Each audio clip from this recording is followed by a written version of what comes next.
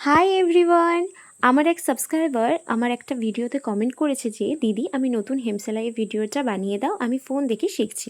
তো চলো তার জন্য এই ভিডিওটা, শুধু তার জন্য নয়, যারা সেলাইয়ের কাছে বিগিনার্স তাদের জন্য কিন্তু এই ভিডিওটা খুব হেল্পফুল হতে চলেছে। কারণ আমি হেম সেলাই কী করে করছি সেটা সমস্ত ডিটেলসে কিন্তু এই ভিডিওতে আমি বলেছি। তো দেখো, এখানে সবার প্রথমে আমাদেরকে সূচ সুতো নিতে হবে। ঠিক আছে, এখানে আমি একটা ছোট্ট কাপড় নিয়েছি, ঠিক আছে, তোমাদেরকে বোঝানোর জন্য। তোমরা যেখানে হেম সেলাই করবে সেই কাপড়েই করবে অবশ্যই। তো দেখো, হেম সেলাই করার জন্য আমি এখানে কাপড়টাকে দুভাঁজে মুড়ে নিচ্ছি। এবং তোমরা যে সমস্ত ব্লাউজে বা কুর্তিতে হেম সেলাই করবে সেখানে কিন্তু অলরেডি পট্টি লাগানো থাকবে, তার ওপর দিয়ে তোমরা করবে। এখানে জাস্ট বোঝানোর জন্য আমি এটা করছি। তো সুতোটা এক পট্টিতে নেবে, ঠিক আছে। দেখো, এই ভাঁজের অংশটাতে প্রথমে আমি একটা টোপ তুলে নিয়েছি। এরপর ওই নিচের যে কাপড়টা রয়েছে তার উপর ছোট্ট করে একটা টোপ তুলবে এবং ওই টোপটা ওই যে ভাঁজ করা অংশটা রয়েছে সেখানে তুলে দেবে।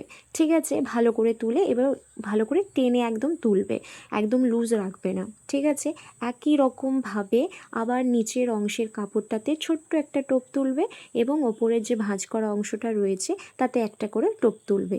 ঠিক এভাবেও অনবরতভাবে তুমি কিন্তু হেম সেলাইটা করে যাবে।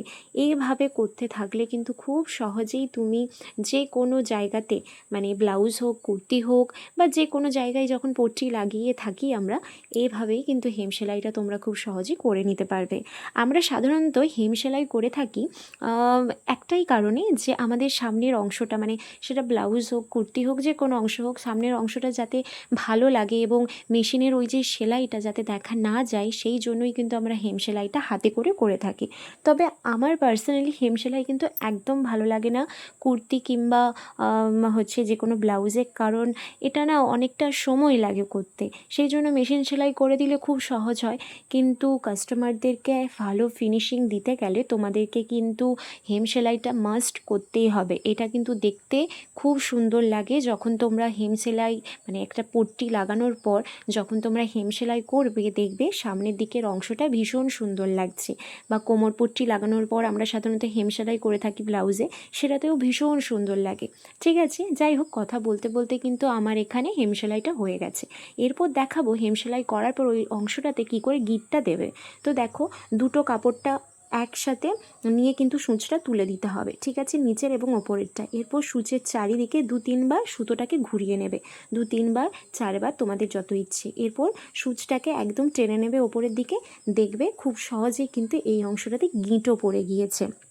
তো দেখো, গিঁট পড়ে গিয়েছে, আমি বাকি সুতোটা এখানে কেটে নিয়েছি। তোমাদেরকে আরও একবার বলি, এখানে কিন্তু সাদা আমি যদি সুতো ব্যবহার করতাম তোমরা কিন্তু এই অংশটা দেখতে পেতে না সুতো। ঠিক আছে, আমি এখানে তোমাদেরকে বোঝানোর জন্যই কিন্তু এই রঙের এখানে সুতো ব্যবহার করেছি। ঠিক আছে, দেখো খুব সহজভাবেই কিন্তু আমার এখানে হেম সেলাই হয়ে গিয়েছে। তো কেমন লাগছে এই অংশটা তোমরা কিন্তু জানিও। তবে আরও একবার বলি, সাদা সুতো হলে কিন্তু এই অংশটা একদম সামনের দিক থেকে দেখা যেত না যে তোমরা ওই অংশটাতে সেলাই করেছো। সেই জন্যই কিন্তু আমরা ব্লাউজের কোমর পট্টি থেকে আমাদের ব্যাক এবং সামনের দিকের যে অংশটাতে পট্টি লাগিয়ে থাকি, কিন্তু সেক্ষেত্রে আমরা হেম সেলাই করি। বুঝতে পেরেছো? তো ভিডিওটা কেমন লাগলো আমাকে কিন্তু অবশ্যই জানিও। বাই।